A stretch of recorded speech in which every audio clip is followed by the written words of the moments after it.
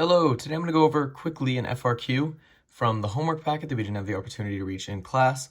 And this is going to be a related rates problem, specifically one of an inverted cone. So a container has the shape of an open right circular cone as shown in the figure below. The height of the container is 10 centimeters and the diameter of the opening is 10 centimeters. So before we read any more, this is really important because what they are giving us is the ratio.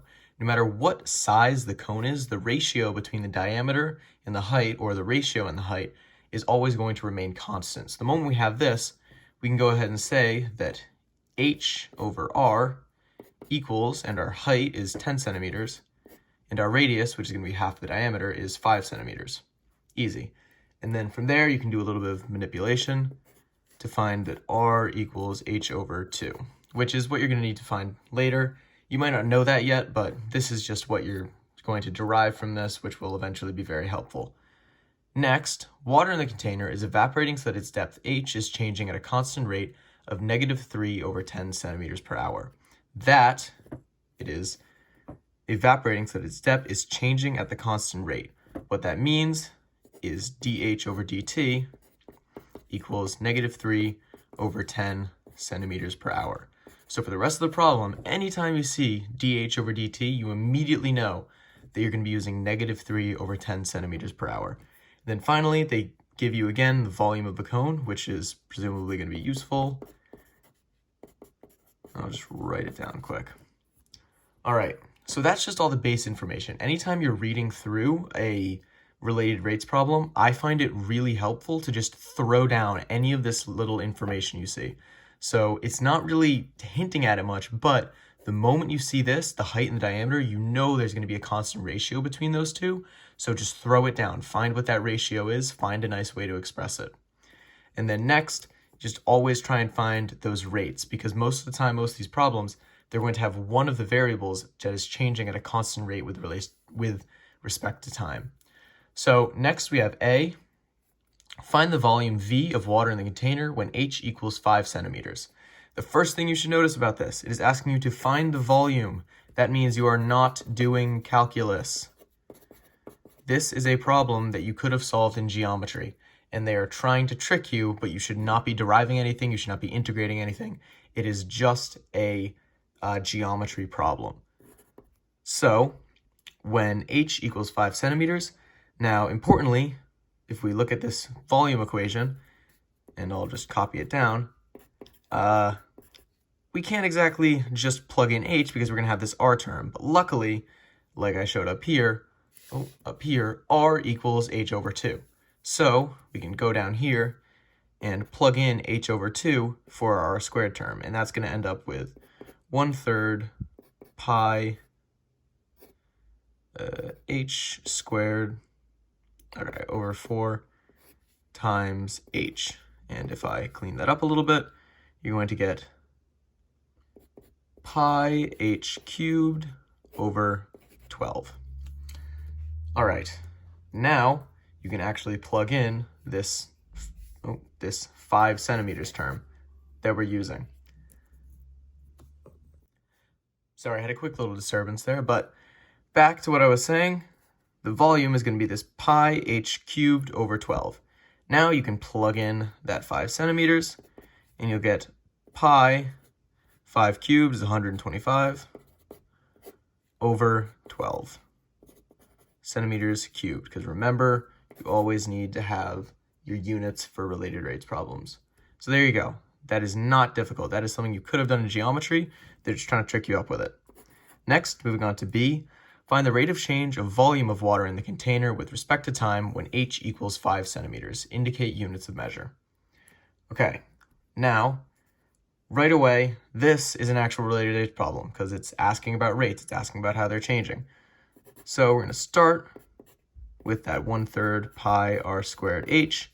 And yet again here, if you look at what information they've given us, everything we know is in terms of h. We have that dh over dt. Down here we have it is h equals 5 centimeters. So we want this equation to be expressed exclusively in terms of h, because that's going to make it a lot easier to deal with when we eventually have to plug stuff back in. So we're going to do exactly what we already did up here and get pi h cubed over 12. And I'll just go ahead and bring the v from over there over to here. Now we're going to differentiate this with respect to t. So we'll get dv over dt. Hopefully you can see I'm flopping this over. Then differentiating this, you're going to do chain rule, 3 pi h squared over 12. And of course, you need to include that derivative of h with respect to time. So plop dh over dt out here. Now that you're in this mode, you can get to the actual plugging stuff in. So first off, you want to see what you're solving for. It is asking for the rate of change of volume of water. So we're looking for dv over dt. So this one, we just know we can't change anything. dv over dt, that's just what we're solving for. But we know that h is going to be 5 centimeters, so we can plug that in. 3 pi, this would be 5 centimeters squared. That's going to be 25. In fact, I'm just going to quickly cancel out 3 and the 12 just to make it 1/4. Hopefully you can see what's going on there. And then our dh over dt, like I said before, anytime you see dh over dt, they told you it's going to be negative 3 over 10. So down here, negative 3 over 10. Do a little bit of cancellation. That's going to be 2. That's going to be 5. And you'll get negative 15 eighths. 15 pi eighths. And of course, units of measure, we're talking about volume with respect to time, so it's going to be unit of volume, centimeters cubed, over time, seconds. All right. Is it? Oh, not seconds, hours.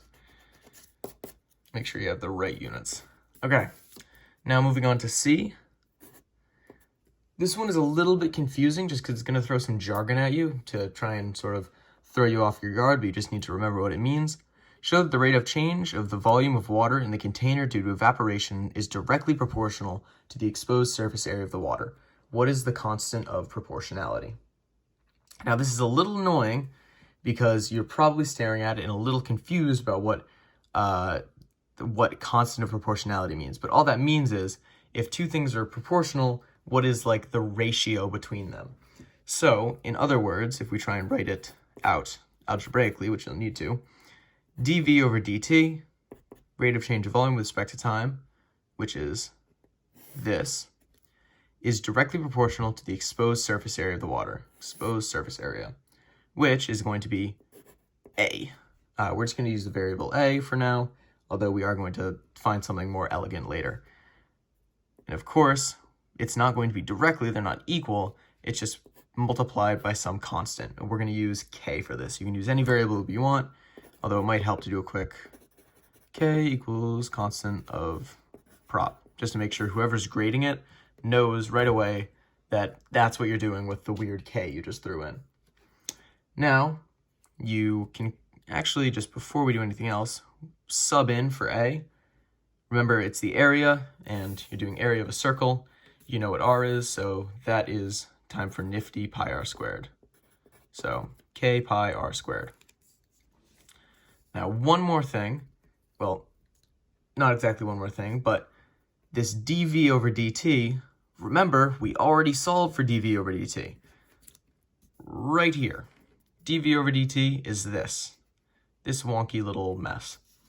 So we can just throw that down because it's always going to be equal to that. And it's pi h squared over 4 dh over dt. And over here, we'll have our k, pi, and that r squared term, yet again, we're talking all over here, we're just using h's. So it's going to be helpful if we just convert that over to h. So it'd end up being h squared over 4. From that over 2 term, get squared. And right away, you should be seeing we're going to cancellation city because pi's cancel, h squared cancel. This 1/4 cancels. And you are left with nothing but dh, pretend that's d, dh over dt equals k. So your constant of proportionality is going to be dH over dt, which, like I said before, is always going to be -3 over 10 centimeters per hour. So it is directly proportional, and the proportionality constant is -3 over 10. So there you go. That is the end of it. So as long as the main thing with these ones is just knowing where to plug in the right stuff. The actual calculus, the only thing we really didn't hear that was actually calculus is down here when we needed to derive it. Everything else is just knowing what to set up and knowing what you're talking about. So hopefully that was helpful, and look forward to seeing you all soon.